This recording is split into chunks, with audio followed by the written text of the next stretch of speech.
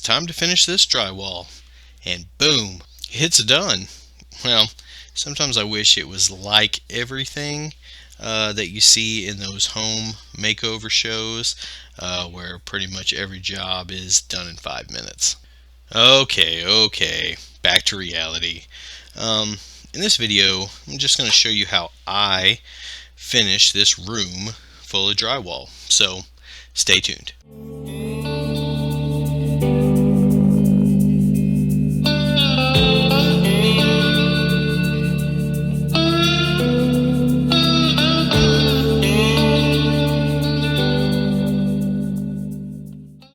So, as I mentioned in the last video, I need to move a light over and add another light in this room.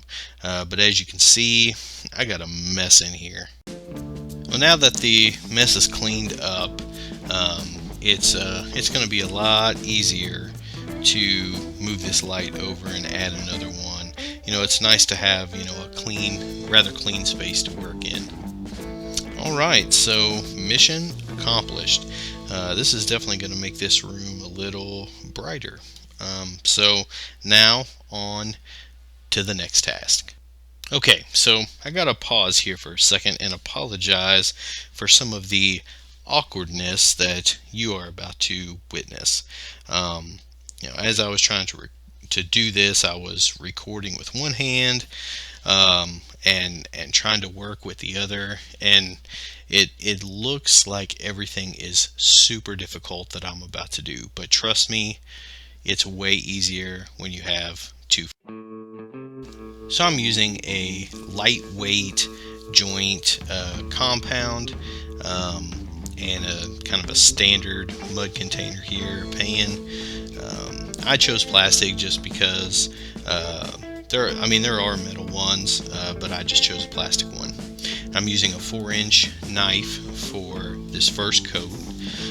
Some use a 6-inch knife, but for me, I use a 4.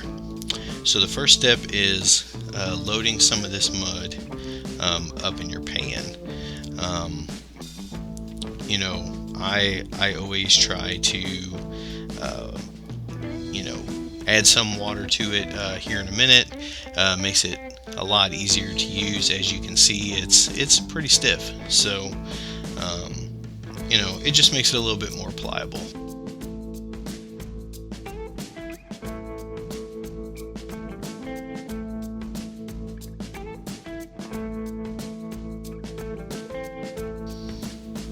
And as you can see here, it makes it much easier to move this mud around and use.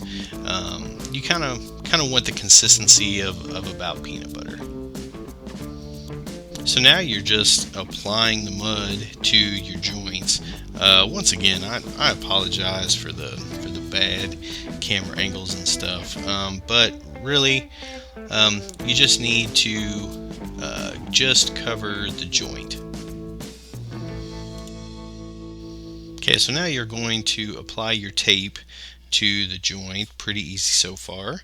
Then I start in the middle, and with kind of medium pressure, I kind of press the mud into the joint and then the tape into the mud.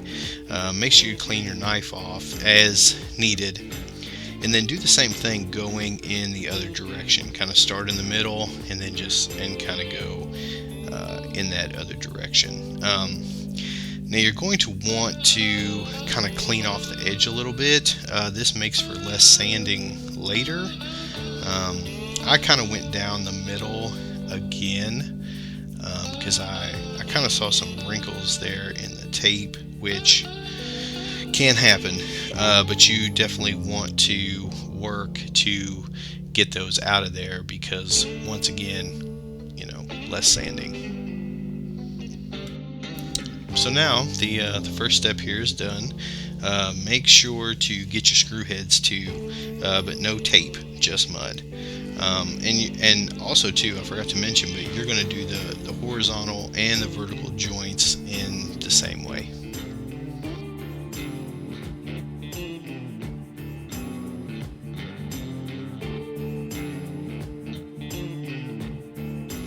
Now I typically will let this dry overnight, but it also depends on the temperature and the humidity in the area that you're working at.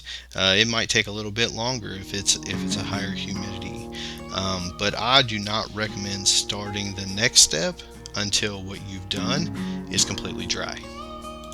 Okay, so now it is time for coat number 2.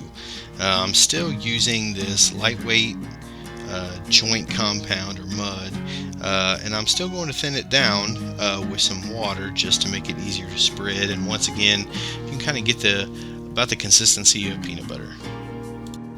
So for this step, we're going to be using an 8-inch knife, mainly because you want your mud to be just a little bit wider than the last coat that you did.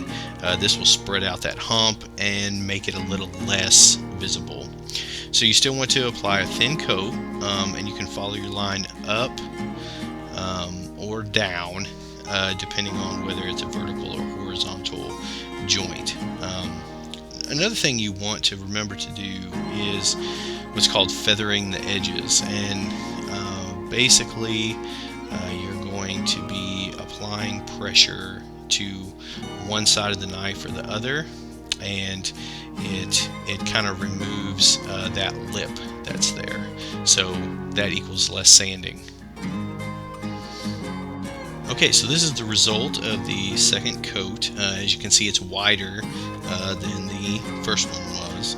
Now you may also have some places that aren't so perfect. Those can be scraped off before you do the next coat. My experience has showed me that the more you mess with it, the worse it's going to get. So, and also don't forget to put a second coat of mud over those screw heads or holes. But other than that, now it's just time to let it dry. Now once again, I went ahead and I let it dry overnight or until it's completely dry. Okay, so for this third and final coat, I'm going to use a 10-inch knife to get an even wider line. But basically it's the same steps as the previous coat, except I don't put a third coat on the screw heads or slash holes. Make sure to feather those edges because it definitely makes it a lot easier to sand later. Okay, so the third coat has dried. As you can see, it's pretty wide there. It's still not 100% perfect, but the imperfections will be easy to sand out to try to get it as smooth as possible. I got everything sanded in about an hour, which is probably a record for me. The joints are pretty smooth and they're ready for primer and paint, which is the next step, moving towards getting this room completely finished. I'd mentioned before in a previous video that I've probably watched hundreds of other people's videos on how to finish drywall, and let me tell you, everyone has their own way, and I mean some ways like they even contradict each other in how to do it. But I will say I did find a video that I based my method off of, and I will put a link to that video in the description of this video. So the next project to tackle in this area is going to be making some floating shelves for this closet. If you have never made floating shelves before, check out the next video and I'll show you how I make them. Hey, once again, I just want to say thank you all for watching. I really appreciate it. If you like the content that I'm putting out there, please subscribe to my channel and hit that notification bell so you'll be notified when a new video comes out. Thanks.